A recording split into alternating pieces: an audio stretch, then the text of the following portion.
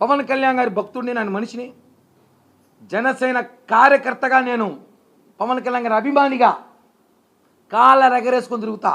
నేను పవన్ కళ్యాణ్ అభిమానిని. చిట్టిరెడ్డి పోస్టర్ చూసిపించాడు. వైసీపీస్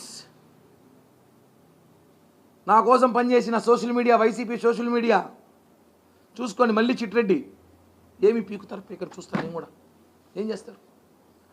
ఫోటోలు, వీడియోలు అంతేనా? ఇంకేమైనా ఉన్నాయా? వాయిస్ రికార్డులు ఇంకేమైనా ఉన్నాయా? ఏంటి, ఏం చేస్తారు? చేయండి. కోట్లు ఉన్నాయి.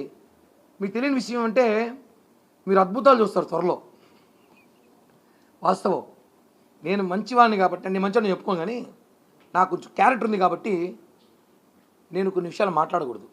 నాకు ఫోన్లు చేసి అమ్మాయి బాధితులు, ఆ అమ్మాయికి సంబంధించిన డీటెయిల్స్ మా దగ్గర ఉంది, మీకు మేము సహాయపడతాము, మా దగ్గర చాలా ఉన్నాయి తీసుకోండి అంటే నాకు అవసరం లేదు అని చెప్పా. అది నా క్యారెక్టర్. లేదు మా తన అమ్మాయి అనుకుందో నాకే తెలియదు, కానీ నేనైతే మా అలాంటి పనులు ఎందుకు చేయకూడదు అనుకున్నా అంటే, నాకు ఇంట్లో ఒక చిన్న పాప ఉంది, నాకు ఒక చెల్లు ఉంది, నాకు చెల్లెలు ఉన్నారు, అక్కలు ఉన్నారు, పెద్ద కుటుంబం ఉంది నాకు. కాబట్టి నేను మహిళల్ని అంతగా నేను మాట్లాడకూడదు. ఇప్పుడు ఆ అమ్మాయి ఓకే మీరు అడగచ్చు, ఆ అమ్మాయి మీరు వాయిస్ రికార్డు తిట్టినారా, మాట్లాడారా, అవన్నీ కూడా విన్నారు, అందరూ విన్నారు కదా. కోర్టుకి ఇండి నిజంగానే నాది అవన్నీ కిరణ్ రాయలు మాట్లాడిందే. ఇంకో విషయం అన్నా, గొప్ప విషయం చెప్పాలి మీకు. ఇప్పుడు నేను హలో అంటే మీరు హలో అంటారు కదా, ఎంతసేపు నేనే హలో హలో అంటానా?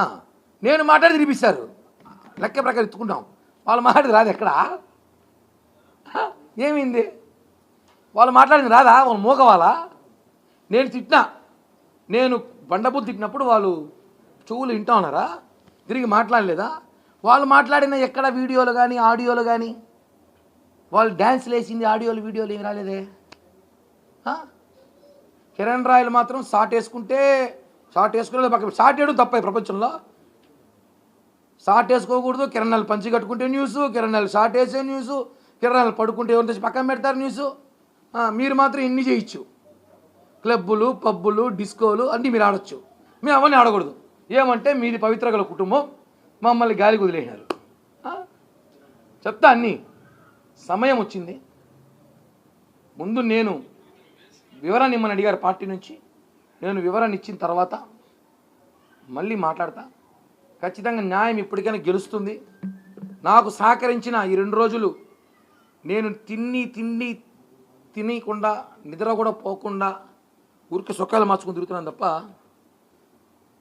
నాకు సహకరించిన నాతోటి జనసేన కుటుంబ సభ్యులందరికీ కూడా నా పేరు పేరున, ఇక్కడున్న వీర మహిళలు కానివ్వండి, అక్కడున్న జనసైనికులు కానివ్వండి, బయట ఉన్న జనసైనికులందరూ కూడా వేలాది మంది, లక్షలాది మంది ఫోన్లు చేసి నాకు, అన్న మీ వెంట మేము ఉంటాం, న్యాయం గెలుస్తుంది, నాకు తెలుసు న్యాయం గెలుస్తుంది, న్యాయం గెలుస్తుంది. లక్ష్మీ కూడా తెలుసు.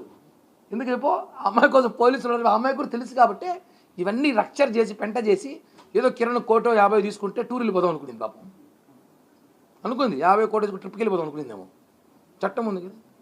వాడు కూడా ఇందాక మాట్లాడుతూ రాజస్థాన్ పోలీసులకి లక్ష్మీ మీట్ తెలుసుకుని అడిగినాడు. 2 రోజులుగా మీడియాలో మాట్లాడతా ప్రెస్ మీట్ ఉంది నాదని చెప్పి ఊరంతా చెప్తే రారా మీడియా అక్కడికా? తిరుపతిలో కళ్ళు కనబడ జనాలికా. పొద్దున 9కి మెసేజ్ పెట్టింది, లక్ష్మీరెడ్డి గారి ప్రెస్ మీట్, కిరణ్ రాయల్ బాధితురాలు అని ప్రెస్ మీట్ పెట్టినప్పుడు